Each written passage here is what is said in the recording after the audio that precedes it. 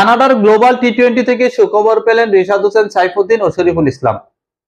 সাম্প্রতিক সময়ে রিশাদ হোসেনের পারফরমেন্স অনেকটাই ভালো।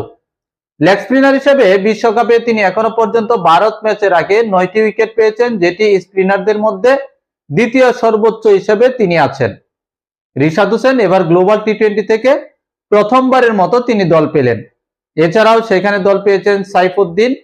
গত বিপিএলে আমরা দেখেছিলাম সাইফুদ্দিন তিনি খুব ভালো পারফরমেন্স করেছিলেন, যে সুবাদে কিন্তু বাংলাদেশের জাতীয় দলেও কিন্তু তিনি অন্তর্ভুক্ত হয়েছিলেন।